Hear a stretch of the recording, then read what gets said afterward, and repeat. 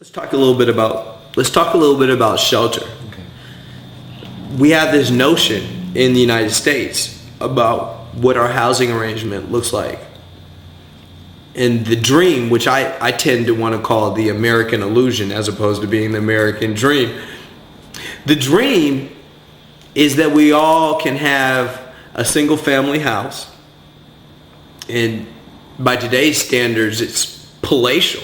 I mean, the ones that they're building now, they're 2,000, 3,000 square feet. There's no thought into solar orientation. There's no natural materials. It's a housing situation that fits a cookie cutter business for developing a huge number of homes in a very quick manner in a way that creates a product many people want. There's a lot of problems with this, especially if we're talking about the suburban developments, because they use a tremendous amount of energy. So as we think about our concepts of shelter and the need to reinvent them, we need to look to ways that we can provide housing that do not require tremendous amounts of energy, that do not require us to use materials that are shipped from all across the world, that do not require us to cut down our forests, our remaining old growth forests. We need to get an understanding or reinvent these ideas around sheltering ourselves, such that we can do it in a way that's much more ecologically sustainable, such that it creates good, worthwhile jobs, such that it creates community. It allows us to enhance community, because in the energy scarce future, the real social security will be being on good terms with your neighbors. So we need to figure out how our living arrangement can support that, can support us being on good terms with our neighbors, being friends, being there, showing up for other people who live near us. It's going to be very, very important. Our system, the global economic system in which we live, allows us to make choices without any consideration of the impact of those choices on other people's or other beings on the planet.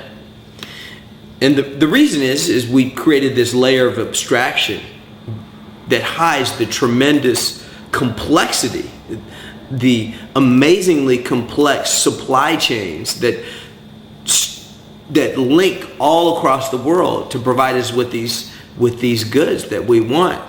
Well, all we need to do, the layer of abstraction, is the retail outlet. The big box, it embodies it. We just go down there and provide money, and they're able to provide us these goods. So the only decision-making criteria that mainstream America makes, the only decision-making criteria that mainstream America uses is price. Price and the desirability of that specific model of the good. And by the way, there's probably 20 to 30 to 50 of that exact thing that may have a little tweak on it because it's been done by a different company or it's been made to fit a different market. But the point here is that when we go into this store, we provide our money based on price. The ecological impact of what happens beyond the layer of abstraction that happens in the complexity of the supply chain is unknown to us. So we're not thinking about the mountains in the eastern United States that have had their tops cleaved off and that the rubble from the mountain is pushed down into the valleys where rivers are. We're not thinking of that when we're thinking about the coal-fired energy that we're able to enjoy by flicking the switch. We're not thinking about the people in China and India that are working in these tremendously large sweatshops. I mean, we're talking about the scale of a sweatshop that you would not even imagine. Football field size sweatshops with thousands of people squeezed in next to each other doing monotonous factory work in a way that is certainly damaging to their health, and they're not getting paid for it. Besides that, it's probably not being done in a way that's ecologically sustainable. Or let's just be clear, it's not being done in a way that's ecologically sustainable. So we don't notice any of that because we've externalized it and we're just looking at cost. The sad thing is that it seems like there's a global race to the bottom with respect to production of our goods. Other countries that covet our business are aiming to provide the lowest cost production to our large companies like Walmart and Target and these other large entities that are trying to provide us with the absolute cheapest goods.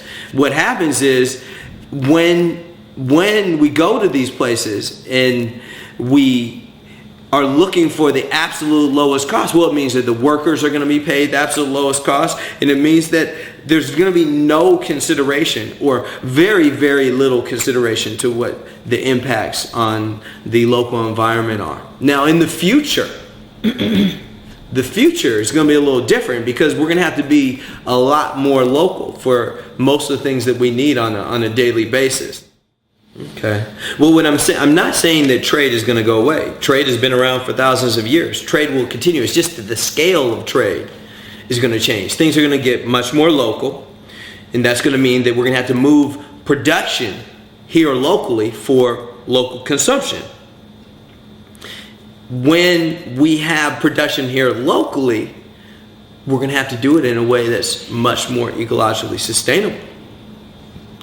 Because the impacts of our production are going to be felt by the people that are consuming the goods. We're going to look and see how is the new production and manufacturing that's going on here, how is that impacting our rivers? How is that impacting our air? How is that impacting the things that are important to us? And if it's a local business, the beauty of a local business is I can go over there and knock on the door. And if the owner isn't there in the facility right then, he lives down the way. So there's some things that we can do when we see some smoke coming out of the stack, or there's a noxious odor in the air.